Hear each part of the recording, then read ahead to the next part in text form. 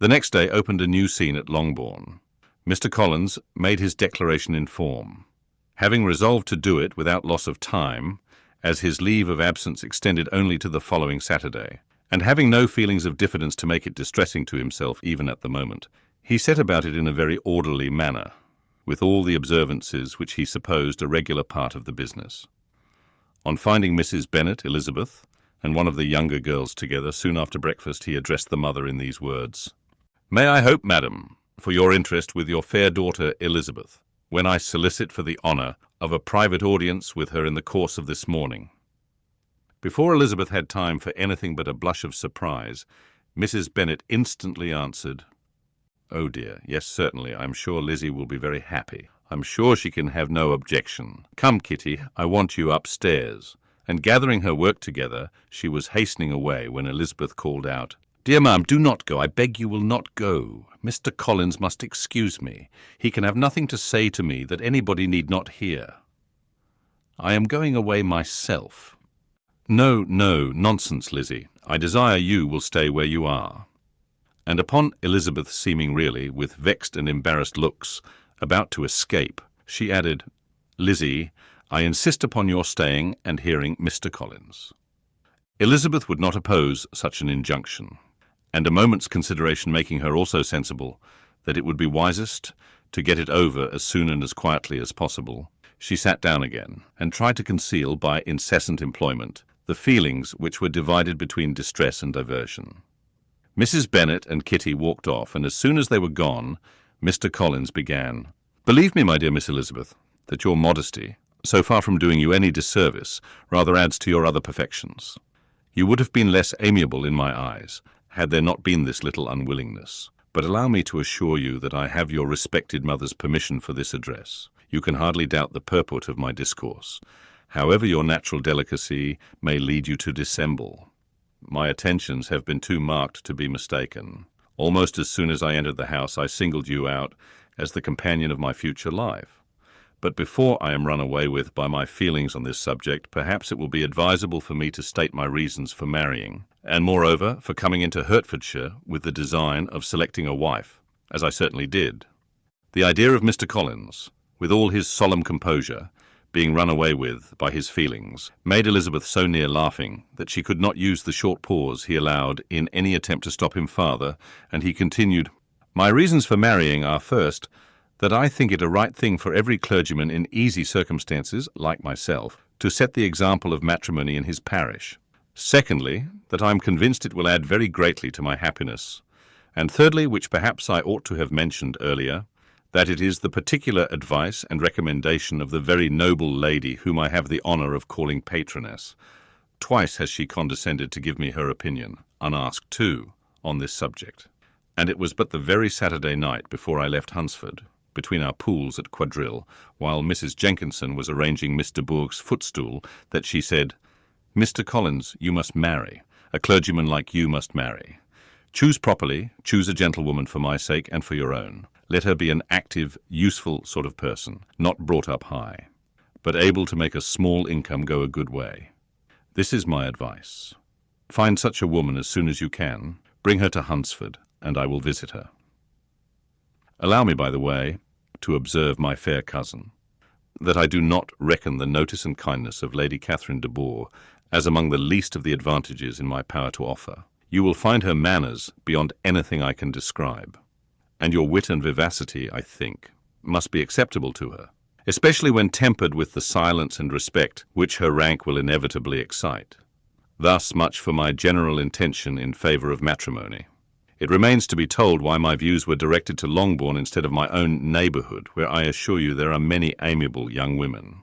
But the fact is that being as I am to inherit this estate after the death of your honoured father, who, however, may live many years longer, I could not satisfy myself, without resolving to choose a wife from among his daughters, that the loss to them might be as little as possible when the melancholy event takes place, which, however, as I have already said, may not be for several years.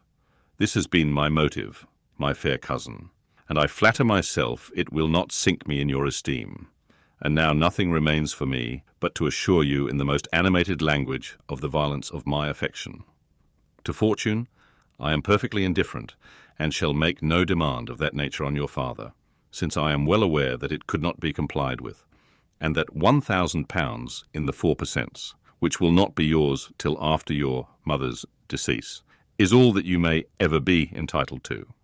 On that head, therefore, I shall be uniformly silent, and you may assure yourself that no ungenerous reproach shall ever pass my lips when we are married." It was absolutely necessary to interrupt him now.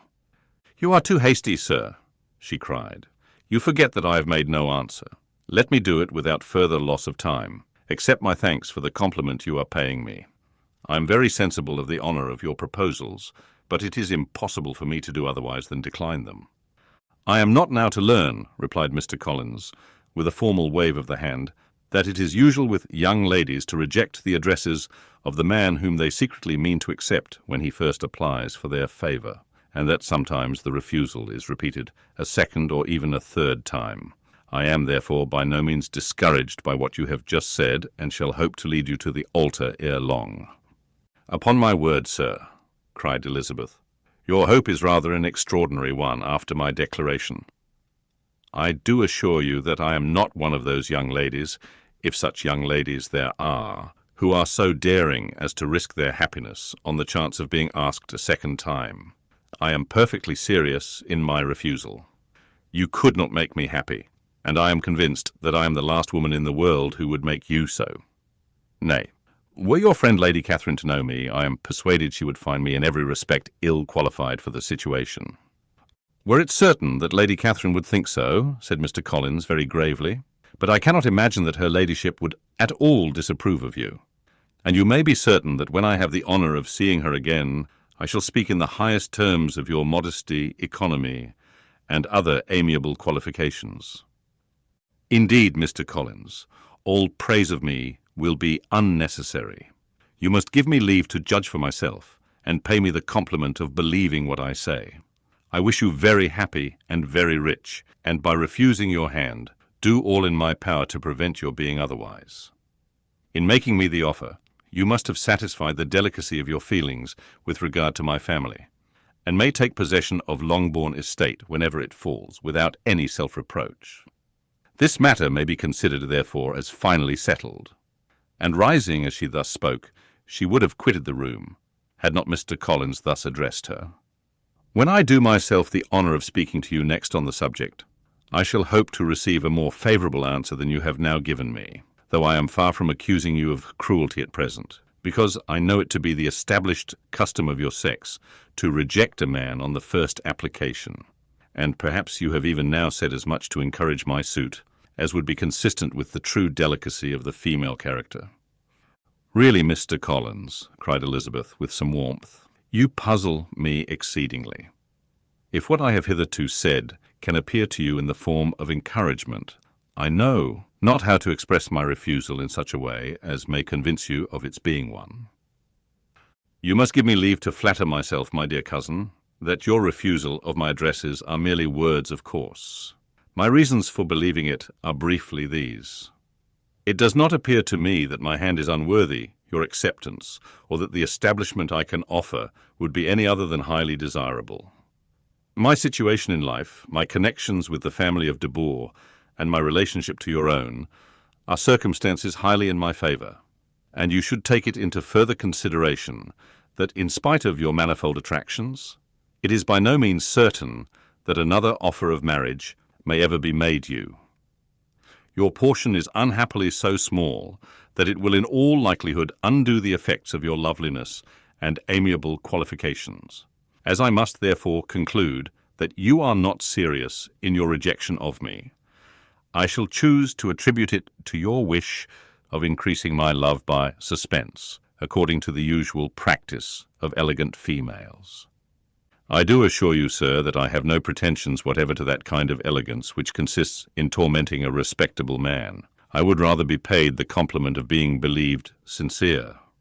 I thank you again and again for the honour you have done me in your proposals, but to accept them is absolutely impossible. My feelings in every respect forbid it. Can I speak plainer? Do not consider me now as an elegant female intending to plague you, but as a rational creature, speaking the truth from her heart. "You are uniformly charming," cried he, with an air of awkward gallantry. "And I am persuaded that, when sanctioned by the express authority of both your excellent parents, my proposals will not fail of being acceptable." To such perseverance in wilful self-deception Elizabeth would make no reply, and immediately and in silence withdrew, determined that, if he persisted in considering her repeated refusals as flattering encouragement, to apply to her father, whose negative might be uttered in such a manner as must be decisive, and whose behaviour at least could not be mistaken for the affectation and coquetry of an elegant female.